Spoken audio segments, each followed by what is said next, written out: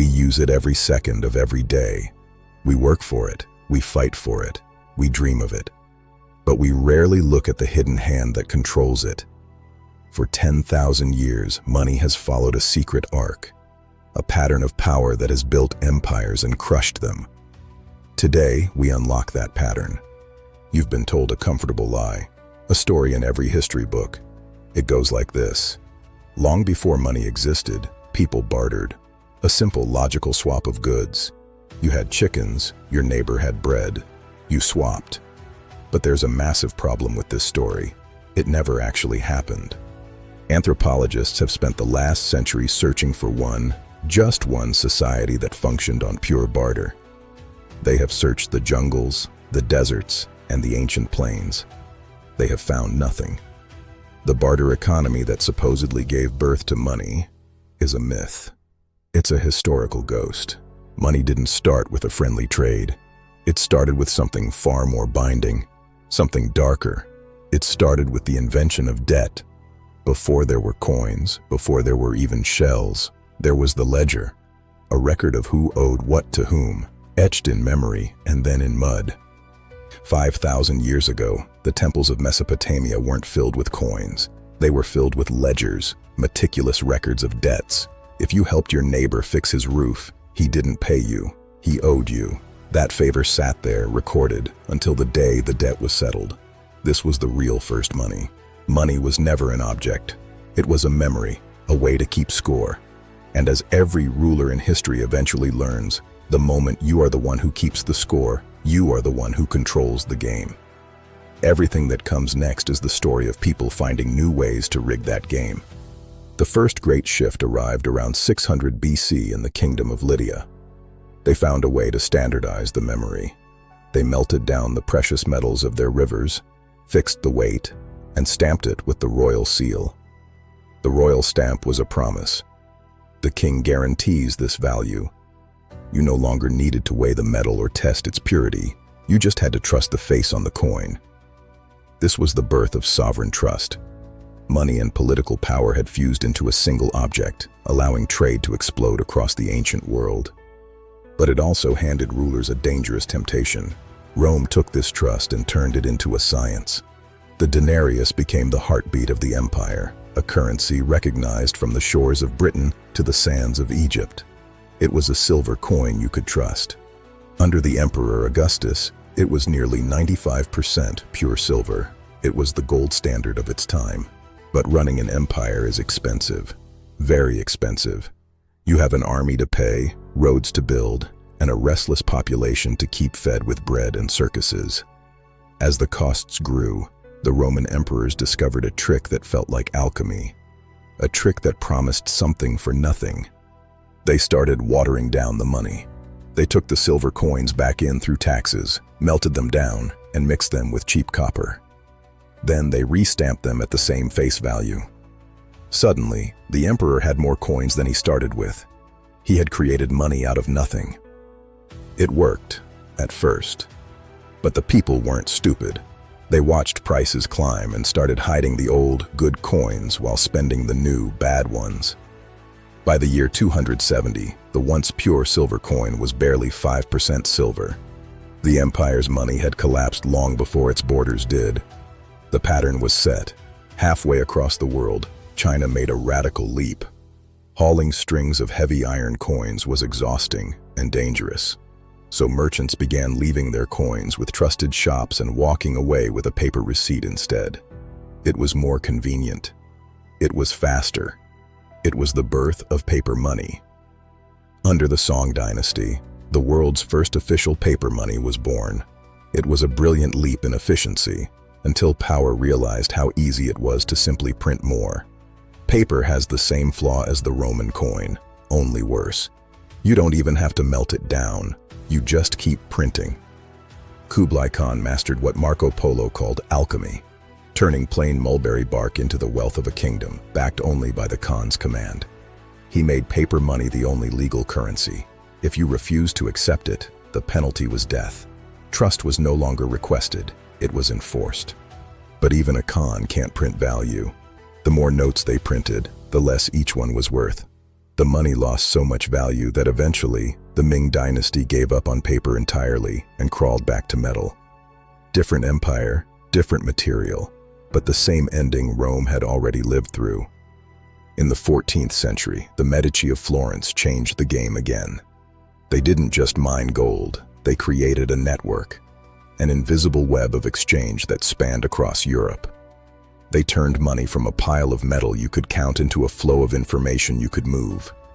By using paper to move value across borders, they bypassed religious bans on interest.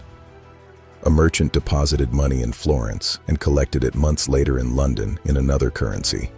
The bank's profit was hidden in the exchange rate, alone with the sin of usury neatly removed. The Medici used this invisible power to fund popes, crown kings, and bankroll the Renaissance itself. Money had become the ultimate tool of cultural and political control.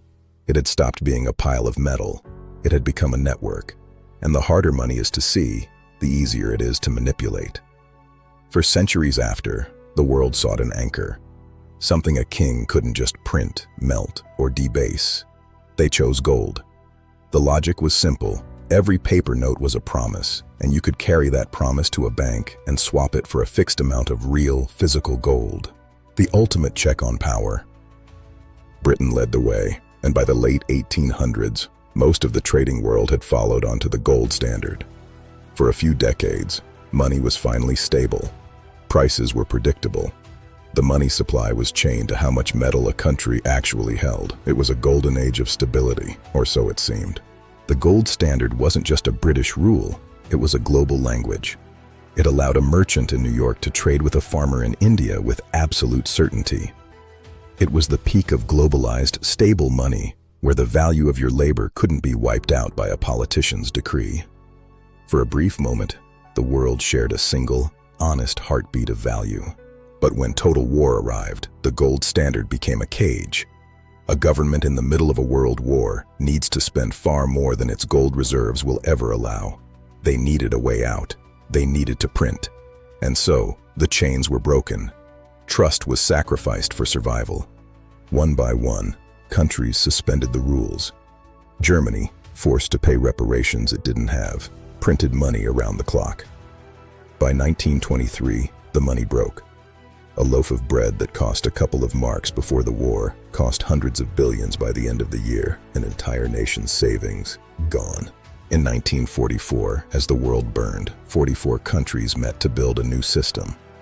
The deal was this: the US dollar would be tied to gold at $35 an ounce, and every other currency would be tied to the dollar. The world no longer trusted gold directly. It trusted America's promise to hold the gold for everyone.